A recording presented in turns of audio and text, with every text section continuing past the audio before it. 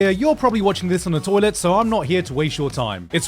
I'm busy, it's the new year, you're probably watching this on the toilet, so I'm not here to waste your time. It's winter 2025 anime, and there are a load of new shows, and of course, all the anticipated sequels that are returning. So, what is worth watching? The highly acclaimed Apothecary Diaries is not coming back this season, and doesn't have another 24 episodes that started airing from January 10th, 2025. Did you hear that, Mum? There is no more Apothecary Diaries if you're watching. Me and Dad love you and enjoy having you present in our lives. Solo Leveling is back with Arise from the Shadow. No idea why it's called that this season. I haven't caught up to Dr. Stone in forever, and I'll be real. Watching these trailers make me feel like that meme of skipping one single video game cutscene, because what on earth has this show turned into? My Happy Marriage is continuing on into its second season, along with 100 girlfriends. Hopefully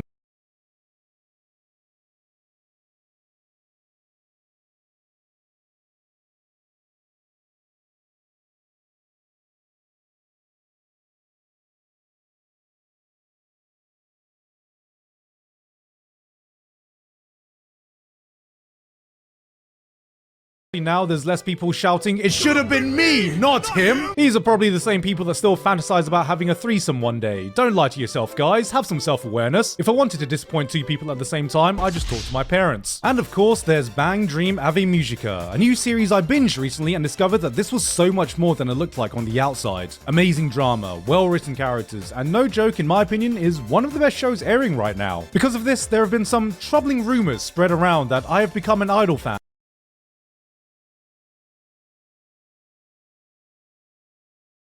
And I would like to quell those immediately, because I can assure you, I am not an Idol fan. See, this is a band anime, which is totally different because the girls have instruments which they play in a completely different genre of music. This isn't an idol show as much as Girls Band Cry or Bocce the Rock, and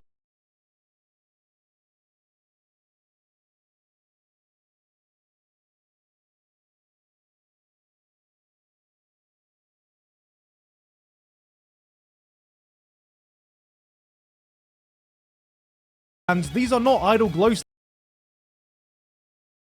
sticks I have. Living in Japan means you always have to be prepared for a natural disaster, so having a source of light if the power goes out is a necessity, and I am not waving these around. These are simply the morning stretches I do to take care of my body as part of my daily routine, and I do not know all the lyrics to Kill Kiss. That is simply a byproduct of...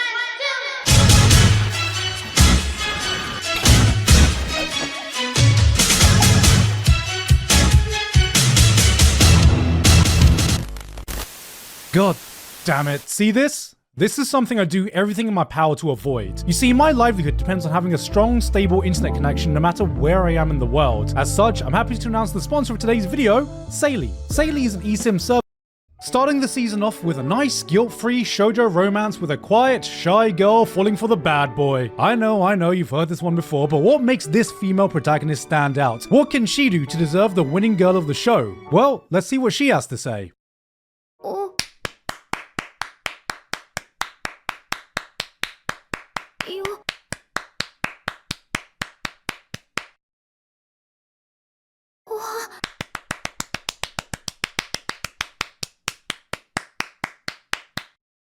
This is pretty much the textbook I can fix him storyline. It's got it all. The quiet girl that everyone picks on, the bad boy with a secret heart of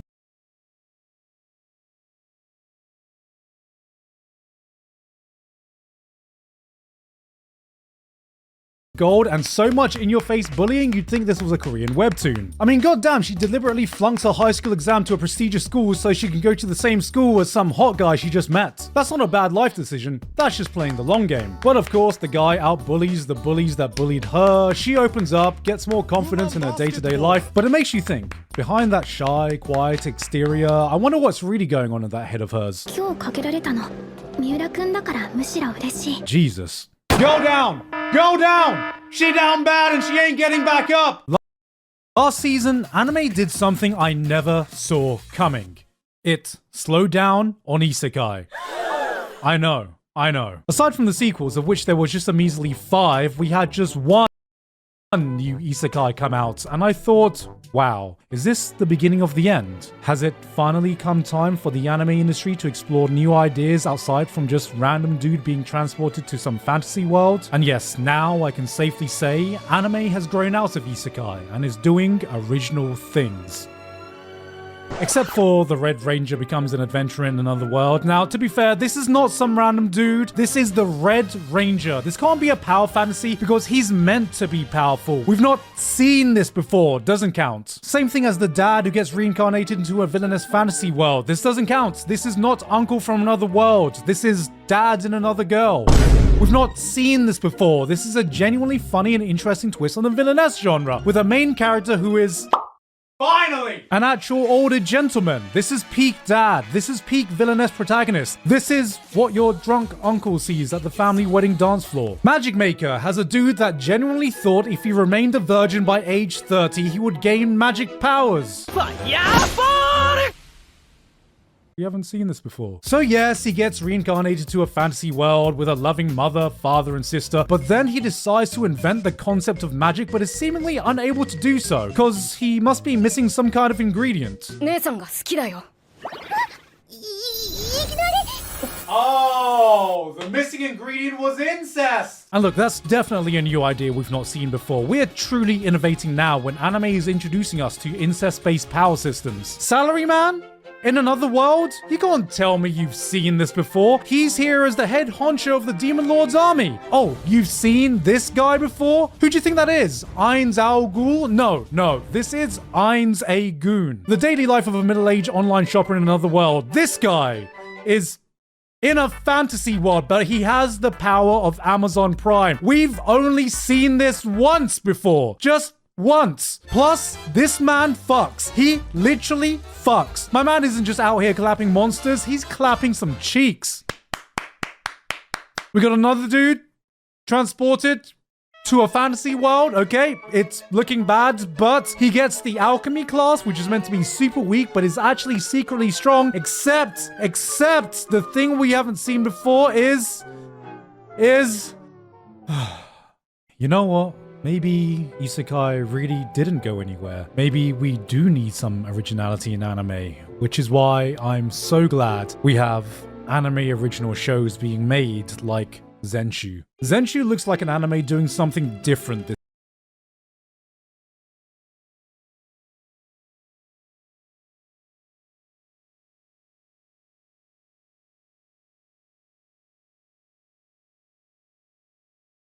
season. I saw the trailers and it just looks stunning, seemingly following the story of an anime director getting immersed in her own work, rediscovering her passion for animation. The potential of storytelling seemed endless, on top of the gorgeous visuals coming from a high-profile studio, and this is an anime original not bound by any source material. This was it. This could go so many places, only bound by the limits of imagination.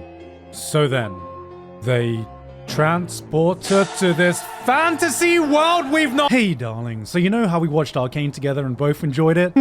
Well, I've reinstalled League of Legends.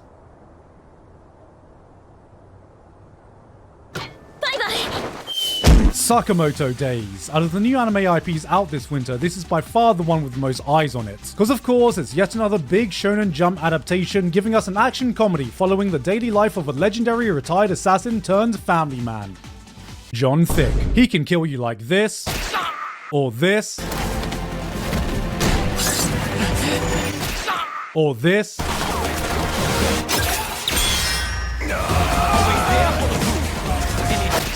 or even this. The only person he can't overcome? His wife. The woman that found an assassin, knew he was an assassin, and married him anyway. She said, I can fix him, and she did. Kids, this is what we call generational talent. On the Shonen Jump spectrum of shows, this seems more into the spy family side of things, marrying wacky family drama with high-octane action. Before watching, I saw a lot of people complaining about the animation, so I was expecting some kind of Blue Lock level of fumble. But what I watched was a solid adaptation. Not fantastic, not bad, not even mid, just solid. Which just shows that in this modern day of spectacle that has given us the likes of Demon Slayer, Jujutsu Kaisen, Dandadan for high profile adaptations, solid just might not cut it anymore. As an anime only though, I'm still enjoying myself immensely. This probably won't take over the anime community like manga readers had hoped, but it's still a fun ride. And I'm always down for more Shonen Jump titles with an older protagonist, showing that even older men can kick ass and take names. Look, if Sakamoto could do it, at least I got something to look forward to at my age. What is he? 50? 60? Jesus fucking Christ. Okay, all jokes aside, I gotta come back to this because it's actually good. Despite the genre labels this may have turned out to be, make no mistake, this is 100% doing its own thing. The series kind of blindsides you, starting off by showing a story about an overworked animator struggling to meet deadlines for her newest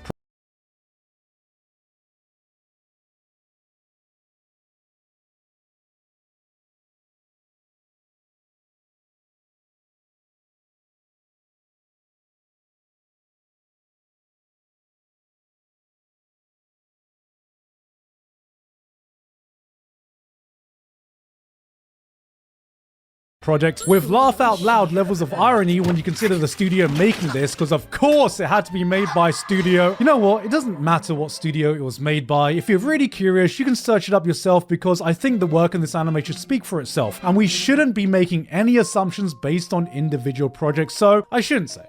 I'm not gonna say.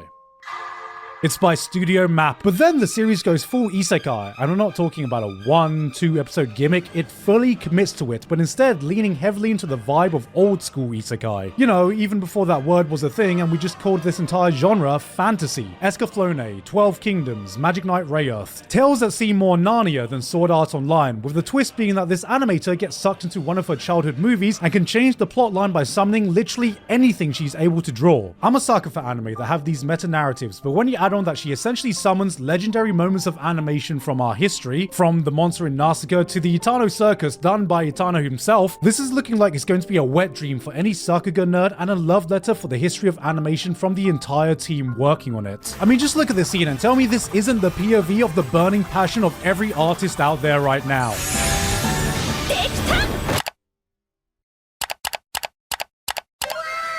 For all you romance junkies out there, don't worry, winter has still got you covered. We've got a story set in July of the year 2020 with some mysterious disease spreading around the world, cancelling all public events and gatherings. Yes, that really is the setting. Perfect for a hot, steamy reverse harem anime where people are definitely not social distancing. They went all out with this one, even with the theme song. Have a listen to this.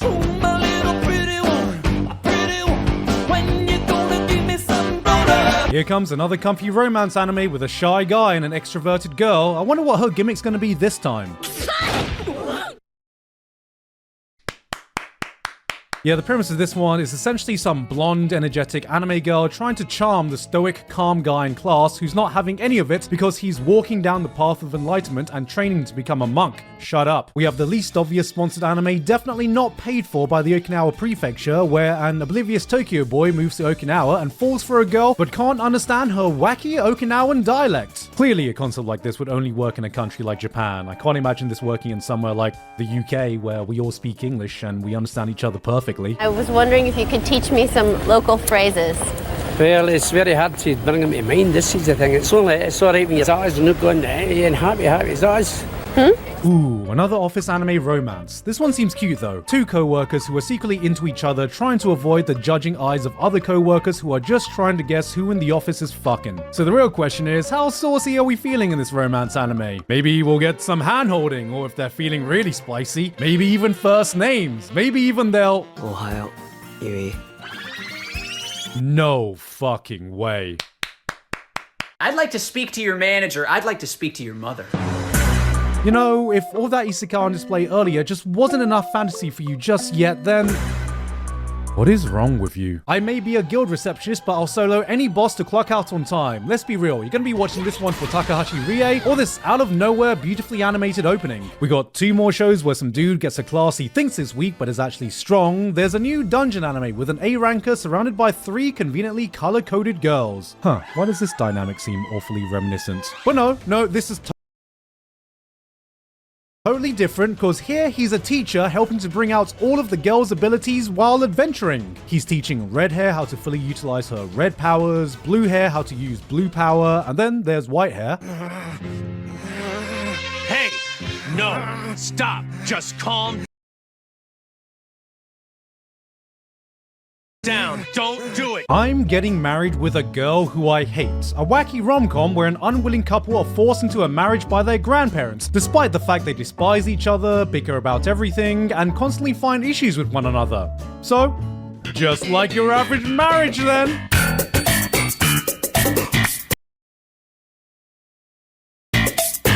I'm not gonna lie, this is just Nisekoi in 2025, except the grandparents are even more deranged. There's generational trauma, and then there's regretting not getting with your high school sweetheart, only reuniting when you're past retirement, so you hatch a plan to live vicariously through your grandchildren by telling them to either get married or lose their multi-million-dollar inheritance to a dog. What could go wrong? お前たちはどのような人生を選ぶ？愚者の道か、賢者の道か。 Or, how about option 3?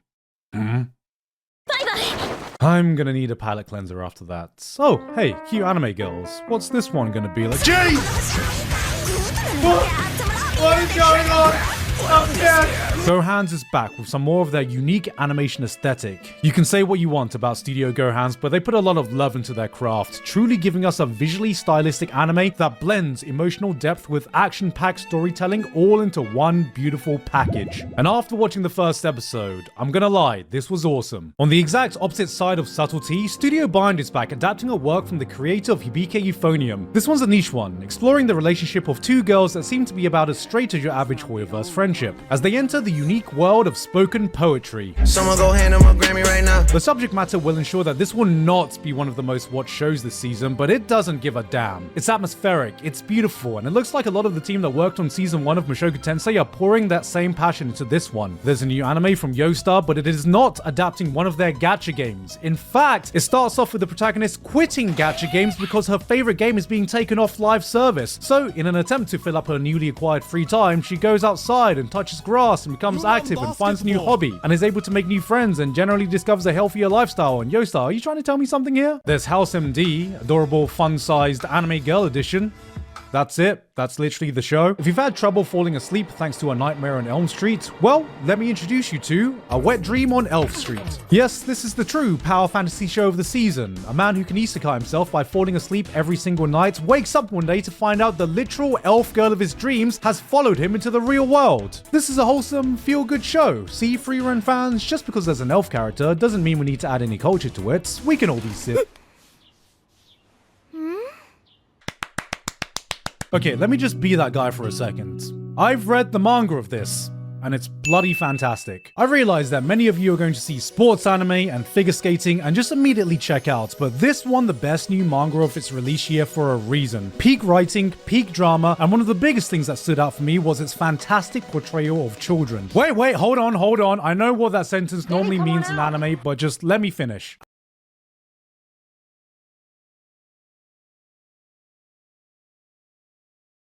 Of children. Wait, hold on. I know what that sentence normally means in anime, but just let me finish. Anime has a certain way of representing children that always seems just a little bit off. Either they're treated as some squishy mascot character, or they talk like some middle-aged adults, or they're just a fucking minion. Medalist treats them with the same level of respect in writing as they do its adult characters. A respect that perhaps we can forget to do in real life, while still acknowledging that yes, they are kids. They're innocent. They can be cute, but they can struggle with real insecurities we can easily miss. They can be way more capable than we give them credit for, but most importantly, they can surprise you in the most wonderful ways if you just give them that guidance to point them in the right direction. This is not just a story about ice skating. This is a real human drama on what it means to be that role model that some of you may or may not have had. The effects it could have, and the euphoric happiness when you see the younger generation you care about achieve a joy you'd forgotten how to feel.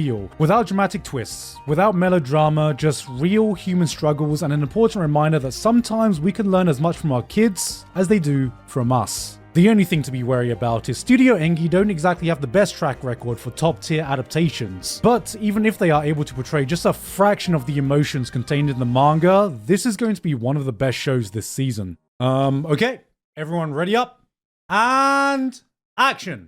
どうした重そうじゃないかロングソードより台所で包丁を握っている方がお似合いじゃないかね Dave, your line was, you have no chance of defeating me. Man gets reborn as a small adorable animal and gets adopted by a sexy anime girl. Wow, I haven't seen a concept like this since... But no, this is different. This is different. This time it's a cat, and the cat is actually a behemoth, so this is really closer to your action power fantasies. He can power up by eating, he's got special abilities, he locks in during battles, he's got that dog in him.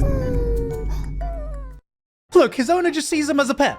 A pet. That's it. This is not Inukai's cat. There is nothing sus about this. Anime would never make another show about thirsting over anime.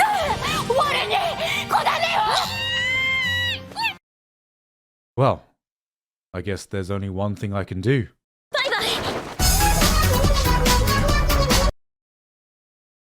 Hey guys, hope you